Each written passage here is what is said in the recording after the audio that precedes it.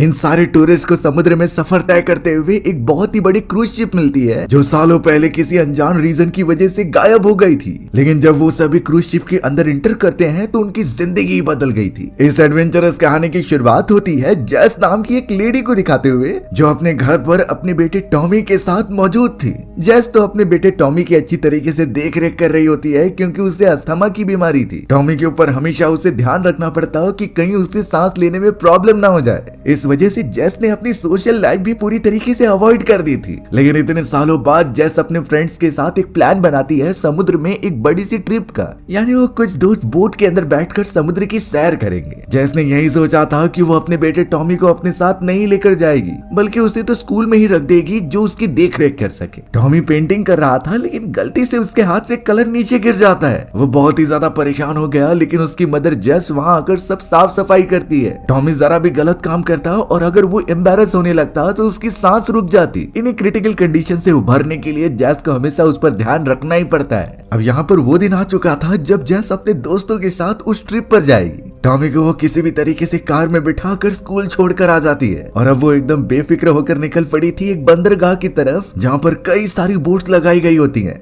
उन बोट्स के अंदर से एक का नाम ट्रायंगल था और उसके ऊपर ग्रेग नाम का एक दोस्त सवार होता है। उसे बोट चलाना आता था और वो सारी चीजें प्रिपेयर कर रहा था। जेस के साथ और भी सारे फ्रेंड्स थे जो उस जगह पर पहुंच रहे होते हैं। वहाँ पर सेली नाम की एक लड़की पहुंच रही थी जिसके साथ हेली नाम की उसकी एक फ्रेंड होती है। उनके साथ डाउनी और विक्टर नाम के भी दो लड़के थे। लेकिन यहाँ ग्रेग जब जेस को देख रहा था तो वो बहुत ही ज्यादा उदास लग रही थी। इसके बारे में पूछने पर भी जेस ज्यादा कुछ नहीं बताती और वो सिर्फ इसलिए खुश थी कि उसके सारे दोस्त इस ट्रिप के लिए मान गए थे क्योंकि मेल ग्रुप वाले फ्रेंड्स को इकट्ठा करना बहुत ही मुश्किल होता है। अब बोट के ऊपर सारी नेसेसरी चीजें रखने के बाद वो निकल पड़े थे अपने लंबे सफर के लिए। लेकिन उनमें से किसी को अंदाजा नहीं था कि थोड़े समय में उनके साथ कितनी बुरी चीजें होने वाली हैं। ग्रेग तो बार बार जेस से पूछता है कि सारी चीजें ठीक हैं कि नहीं। वो तो ये भी कह रहा था कि तुम्हें अपने बेटे टॉमी को भी अपने साथ लाना चाहिए था। लेकिन जेस इस बात पर कुछ जवाब नहीं देती और बोट के निचले वाले हिस्से पर जाकर सो जाती है। थोड़ी देर बाद हमें पता चला कि जेस कुछ सपना देख रही थी। वो उस सपने के अंदर खुद को एक बीच के ऊपर पाती है जो कि बुरी तरीके से फंस गई है। उसे वहाँ पर कई साल बीत चुके थे और बचाने के लिए कोई आया ही नहीं। जेस तो उस डरावने सपने को देखकर तुरंत ही उठ जाती है। वहाँ पर हेली नाम की उसकी फ्रेंड पूछने लगी कि आखिर तुम कौन सा सपना देख रही थी। अब सपने भला किसे याद रहते। जेस को कुछ समझ ही नहीं रहा था इसीलिए वो इस बारे में कुछ बता ही नहीं पाती।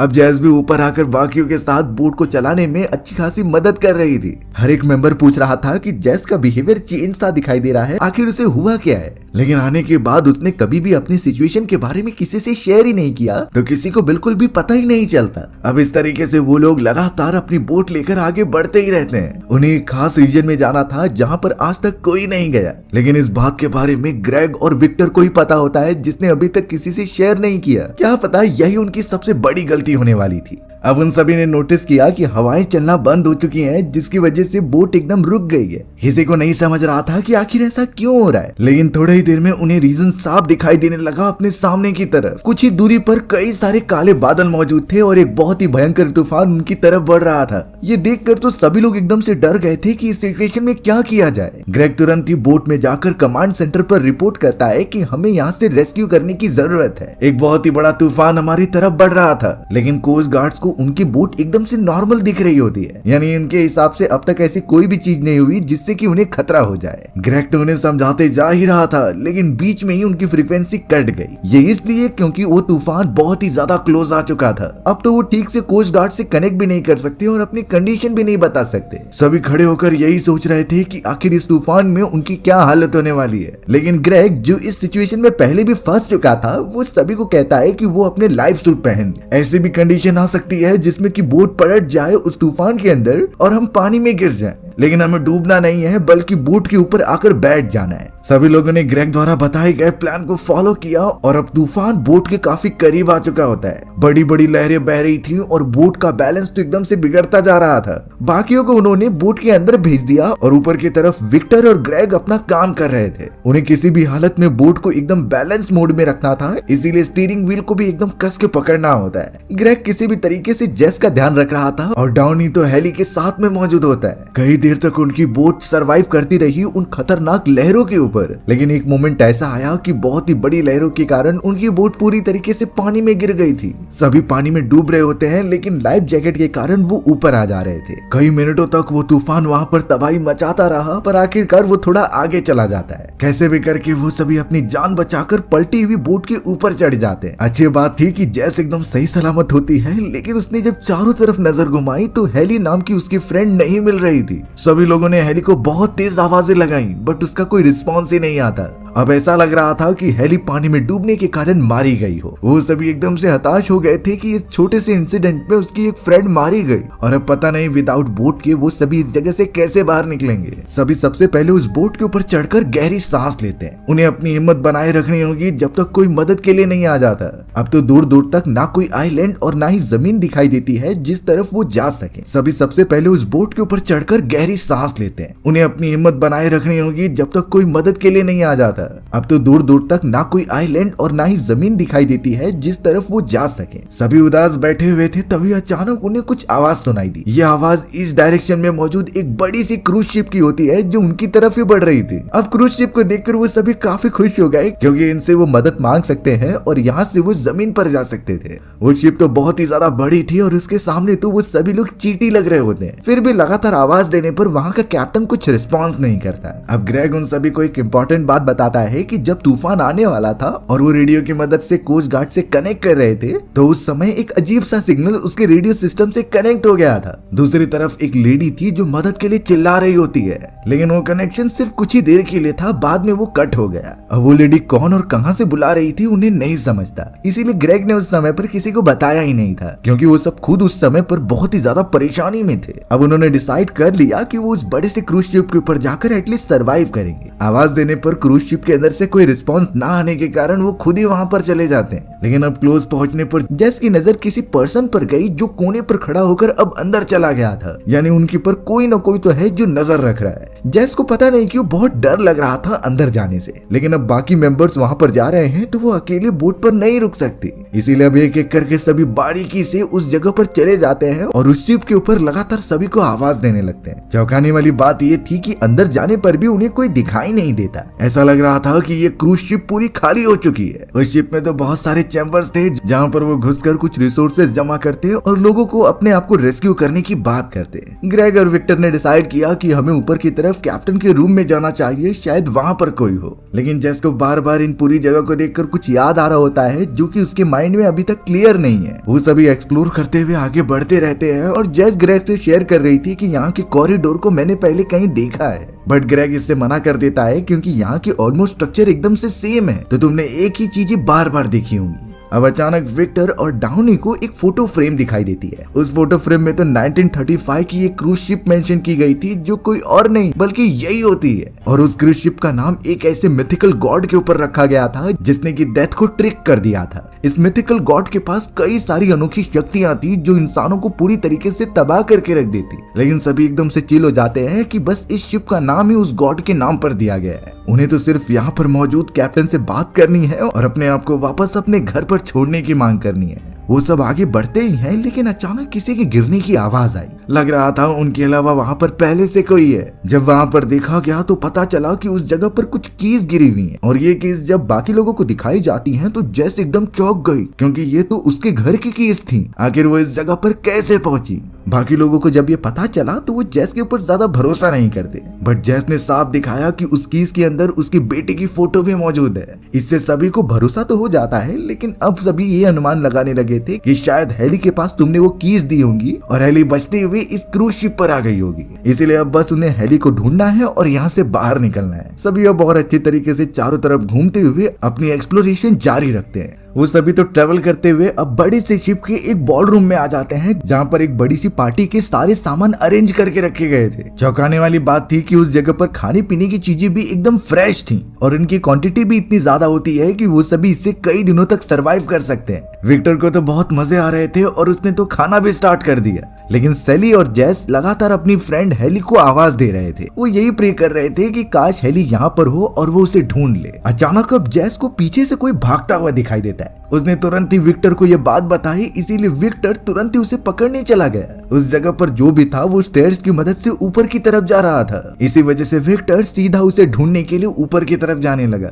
बाकी लोग अभी तक बॉल रूम में ही मौजूद थे, लेकिन उन्हें भी नहीं समझता कि वो क्या करे। बहुत देर होने के बाद ग्रेग ने भी डिसाइड किया कि वो विक्टर के पीछे जाएगा उसकी मदद करने के लिए। ग्रेग भी जेस के साथ ही चली जाती है ताकि वो साथ में कोलैबोरेटिव एफर्ट डाल सके। डाउनी तो सैली के साथ वहीं पर रुकता है और एक कोने में चला जाता है। उन्हें भी इस पूरे प्रोसेस में बहुत ज्यादा डर लग रहा था, क्योंकि अब तक इतने बड़े क्रूज शिप पर उन्हें कोई भी नहीं दिखाई दिया होता। विक्टर तो कई देर तक सीढ़ियां चढ़ता ही जा रहा था उस अननोन पर्सन को ढूंढने के लिए, बट उसे अब तक कोई दिखा नहीं होता। शायद ये उनका कोई वहम होगा। फिलहाल वो अपने दोस्तों को आवाज देना चाहता था, लेकिन वो काफी ऊपर आ चुका होता है। इसीलिए उसने डिसाइड किया कि वो थोड़ा और ऊपर जाकर इस शिप के कैप्टन से ही बात कर लेगा। नीचे की तरफ जेस और ग्रेग जब आगे बढ़ रहे थे तो जेस बार बार कहती है कि मुझे डेजा वू हो रहा है, यानी उसने पहले भी ये इंसिडेंट देख रखा है और ये रिपीट हो रही है। ग्रेग ने जेस से साफ कह दिया कि शायद तुम्हारा दिमाग खराब हो गया है, यहाँ पर हम बुरी तरीके से फंस चुके हैं और तुम्हें तो अपनी डेजा वू की प्रॉब्लम है। दोनों में काफी डिस्कशन चलती है, लेकिन सामने की तरफ से कुछ आवाजें आने लगी। ऐसा लग रहा था कि उस कमरे में कोई तो है जो उन्हें बुलाने की कोशिश कर रहा है। धीरे धीरे वो दोनों अंदर की तरफ जाते हैं तो पता चला कि मिरर के ऊपर कुछ लिखा गया है, वो भी एकदम रेड ब्लड से। उस जगह पर साफ मेंशन था कि थिएटर की तरफ जाओ। ये खून ताजा लग रहा था, लेकिन इस तरीके से कौन है जो कि चोरी चुपके ये सारी चीजें लिख रहा है। जेस तो इन चीजों से थोड़ा और डरने लगी। ग्रेग तो इन चीजों को नोटिस करने के बाद यही कह रहा था कि शायद इस क्रूज शिप के कई सारे क्रू मेंबर्स हमारे साथ प्रैंक कर रहे हैं, इसीलिए हमें इन चीजों पर ज्यादा ध्यान न देते हुए आगे बढ़ना चाहिए। जेस को अब ये लगने लगा था कि ग्रेग उसका मजाक उड़ा रहा है, इसीलिए वो उससे ज्यादा बात नहीं करती और वापस वॉल रूम की तरफ जाने लगती है। दूसरी तरफ हमें डाउनी और सैली को दिखाया गया जो आगे बढ़ते ही रहते हैं, लेकिन उन्हें फ्लोर के ऊपर कुछ खून के धब्बे दिखाई दे रहे थे। ये खून के धब्बे सीधा एक थिएटर रूम की तरफ जा रहे होते, इसीलिए अब इन चीजों के बारे में पता करने के लिए दोनों थिएटर के अंदर चले गए। जेस जब बॉल रूम के अंदर पहुंचती है तो वहाँ पर कोई भी नहीं था। डाउनी और सैली भी वहाँ से थिएटर रूम के अंदर ऑलरेडी पहुंच चुके थे, लेकिन क्या रीजन हो सकता है कि उस मिरर के ऊपर यही लिखा था कि थिएटर के अंदर जाओ। सबका सब बहुत ही मैसी लग रहा होता है, लेकिन इसकी एक्चुअल सच्चाई थोड़ी देर में पता चलने वाली है। जेस को अचानक एक दीवार में से कुछ आवाजें आने लगी जिसे वो सुनती है, लेकिन दूसरी तरफ आखिरकार कौन था उसे नहीं समझता।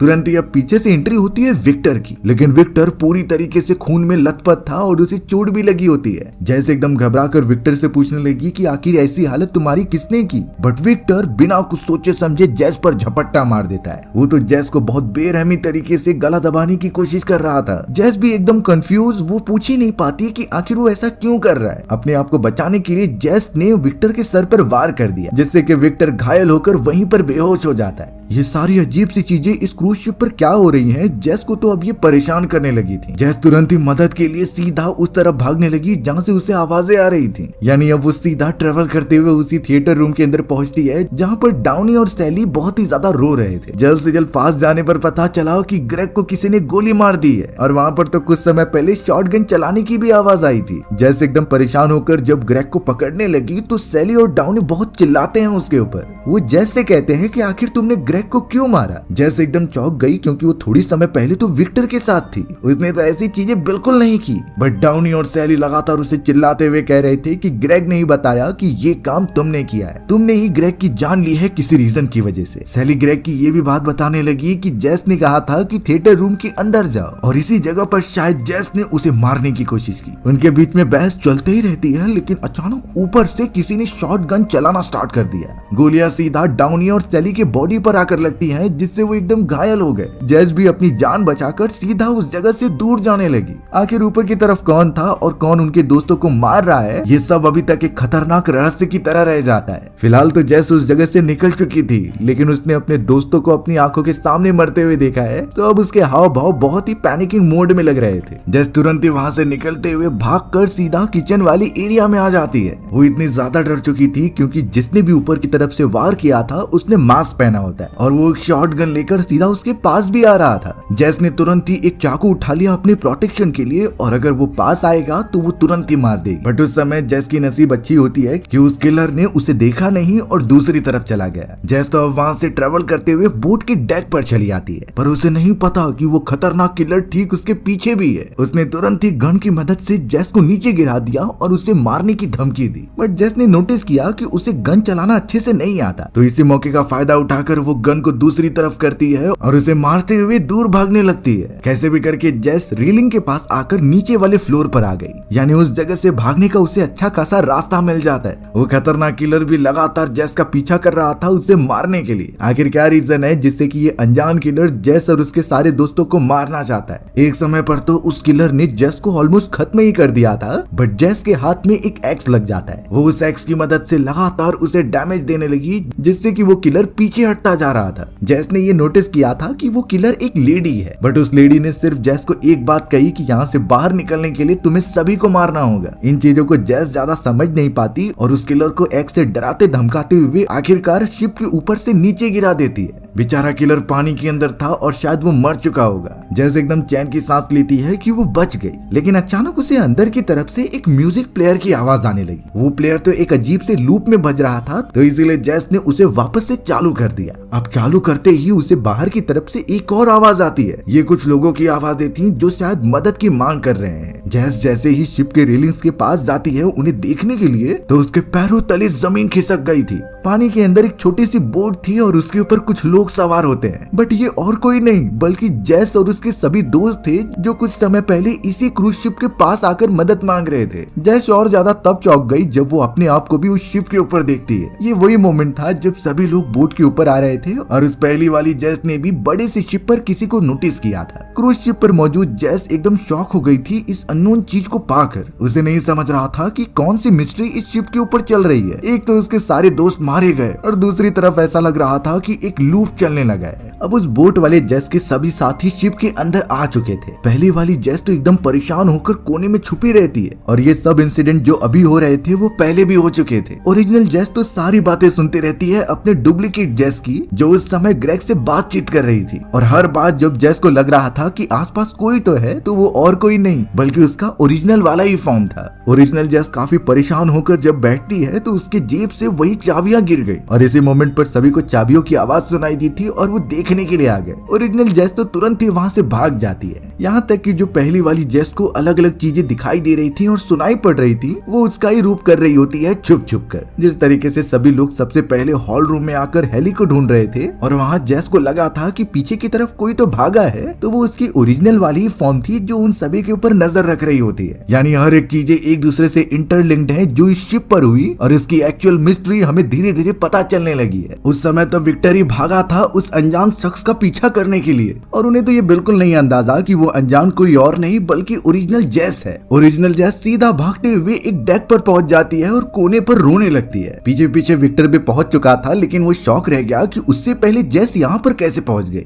जेस पानी के अंदर देख पा रही थी अपनी ही डेड बॉडी जिससे कि कई सारी मछलियां और बर्ड्स खा रहे थे। ये काफी ज्यादा डरावना था, बट जब विक्टर आया तो उसे सब कुछ समझाने लगी। वो विक्टर से कहती है कि इस शिप पर कुछ तो अजीब हो रहा है। जेस ने ये भी क्लियर किया कि हॉल रूम में जो मौजूद है वहाँ पर मेरी एक डुप्लीकेट है और मैं ओरिजिनल वाली हूँ, जिससे कि हम ये सारे लोग इस लूप में फंस चुके हैं। ओरिजिनल जेस तो विक्टर को लेके जाकर पानी में उन सभी की डेड बॉडी दिखाती है, लेकिन वो डेड बॉडी अब डूब चुकी थी। विक्टर को देखकर लग रहा था कि वो जेस के ऊपर भरोसा बिल्कुल नहीं कर रहा। उसे तो यही लगता है कि जेस का दिमागी संतुलन ठीक नहीं है और अब उन्हें बाकियों के पास वापस लौटकर यहाँ से निकलने की तैयारी करनी चाहिए। जेस के दिमाग में काफी दर्द हो रहा था और वो विक्टर को हर एक तरीके से समझाने की कोशिश कर चुकी थी। उसे तो गुस्सा भी आता है, इसीलिए वो विक्टर को पकड़कर बोलती है कि प्लीज मेरी बात मान लो। जेस ने विक्टर को थोड़ा सा पुश किया तो वो तुरंत ही पीछे जाकर एक हुक से उसका सर लड़ जाता है। इससे विक्टर को बहुत ही ज्यादा चोट लगी और वो काफी घायल होकर नीचे गिर गया। जेस द्वारा ये सारी चीजें जाने अनजाने में हुई थी और वो इस समय काफी पैनिक होकर वहाँ से भागने लगती है। वो सीधा एक लॉकर रूम में चली गई और एकदम से रो रही थी। पर अब जेस की नजर फ्लोर पर पड़े हुए कई सारे पेपर्स के ऊपर पड़ी। उस पेपर पे लिखा था कि सभी को मार दो यहाँ से बचने के लिए। जब जेस ने थोड़ा सा और गौर किया तो पता चला कि ये तो उसकी ही हैंड राइटिंग है और इस तरीके के कई सारे पेपर्स वहाँ पर पड़े हुए थे। इनफैक्ट उस लॉकर रूम के अंदर वही जैकेट भी होते हैं जो इससे पहले उस खतरनाक मास्क वाले किलर ने पहने थे। दरवाजे ओपन करने के बाद पता चला कि वहाँ शॉर्ट गन्स के कई सारी सीरीज रखे गए, यानी ये सब वही सारी चीजें थी जो वो किलर अपने साथ कैरी कर रहा था सभी को मारने के लिए। सिर्फ इतना ही नहीं बल्कि जेस को तो अपना एक लॉकेट भी मिलता है जो कि उस जगह पर लटक रहा था। जेस ने उसे जब उठाया तो नीचे की तरफ वो देखकर देखकर शॉक रह गई, क्योंकि वहाँ पर पहले से कई सारे लॉकेट जमा हुए थे। ओरिजिनल जेस का भी लॉकेट वहीं पर गिर जाता है। अब तो जेस इतना तो समझ चुकी थी कि हर एक चीजें रिपीट हो रही हैं और ये तब तक खत्म नहीं होगा जब तक वो सभी को मार न दे। उसके कान में ये आवाजें गूंज रही थी कि सभी को मार दो।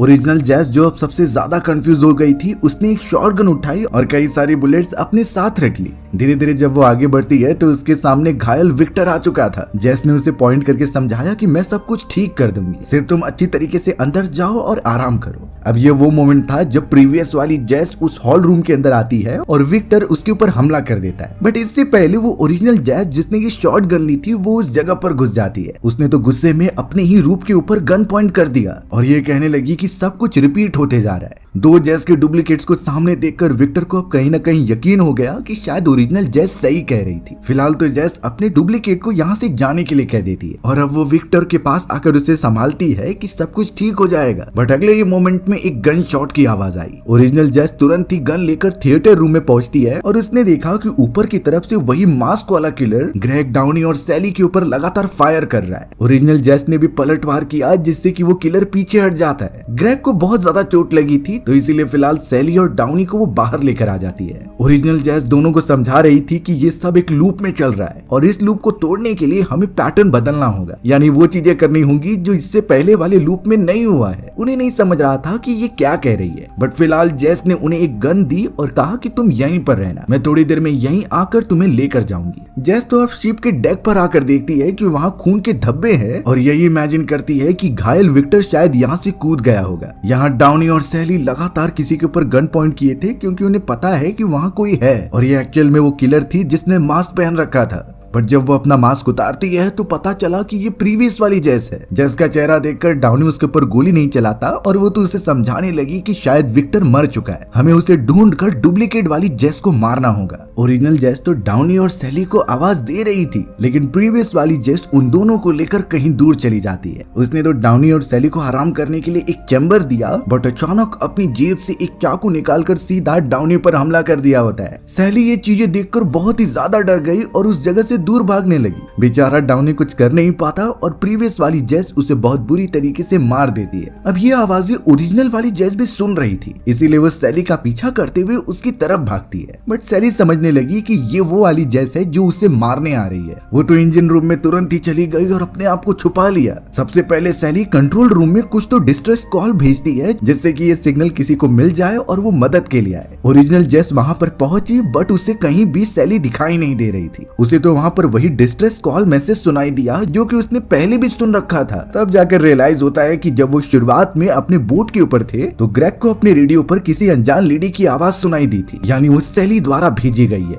अब ऊपर की तरफ आवाज आ रही थी तो ओरिजिनल जेस जब पहुंची तो वो पूरी तरीके से शॉक रह गई, क्योंकि वहाँ पर इतनी सारी डेड बॉडीज पड़ी थी और वो सब की सब सैली की होती हैं। जो सैली जिंदा थी वो तो डर के मारे पीछे जा रही होती है। ओरिजिनल जेस तुरंत ही उसके पास गई और कंफर्ट कराया कि मैं वो नहीं हूँ जो तुम्हारी जान ले रही है। सैली को थोड़ा सा कंफर्टेबल तो फील हुआ, बट नीचे से कुछ आवाज आई। ओरिजिनल जेस जब देखने चली गई तो पता चला कि नीचे वाले फ्लोर पर एक जेस दूसरे वाले किलर को नीचे फेंक रही है, यानी कि ये मोमेंट भी पहले ही हो चुका है। और अब नीचे के फ्लोर में मौजूद जेस देख पा रही थी दूसरी बोट को जिस पर उसी के दोस्त सवार थे और वो उनके पास बढ़ रहे होते हैं, यानी इससे ये बात क्लियर होती है कि सारी चीजें अब वापस से लूप में चल रही हैं। ओरिजिनल जेस ने पैटर्न चेंज करने की भी कोशिश की, बट ये वापस से लूप में आ गया है। अब जेस चाहती थी कि सब ठीक हो जाए और उसे एक आइडिया भी आ गया। वो साफ साफ देख पा रही थी कि कैसे उसकी प्रीवियस वर्जन वाले वही चीज कर रहे हैं जो उसने पहले किया था, यानी एक जेस ने कैसे विक्टर को मारा और दूसरे वाले ने कैसे डाउनी को मार दिया। सबसे पहले जेस ने विक्टर और ग्रेग की डेड बॉडी को बाहर फेंक दिया और मिरर के ऊपर वही मैसेज लिखती है, यानी गो टू थिएटर का। तुरंत ही अब वो पहुंच गई डाउनी और हेली के पास जो हॉल में वेट कर रहे थे और ओरिजिनल जेस ने उन्हें कहा कि तुम मुझे थिएटर में मिलो। ग्रेग वहीं पर मौजूद है। जेस पता नहीं क्या करना चाहती थी, लेकिन उसने अब वही किलर का रूप धारण कर लिया, यानी कि कोट पहनकर और मास्क लगाकर। ओरिजिनल वाली जेस सेम वही चीजें फॉलो कर रही थी जो उस किलर ने किया था, यानी वो ग्रेग के पास आती है और उसे मार देती है थिएटर रूम के अंदर और फिर फायर करती है डाउनी और सैली के ऊपर। कुछ ही देर के अंदर प्रीवियस वाली जेस भी थिएटर में आ गई थी तो ओरिजिनल वाली जेस ने उसे भी मारने की कोशिश की, बट वो वहां से दूर भाग गई। अब अपने प्रीवियस वर्जन का पीछा करते हुए वो डेक पर पहुंचे थे और वहीं पर उन दोनों की फिर से लड़ाई चालू हो गई। सब कुछ लूप के अकॉर्डिंग ही हो रहा था।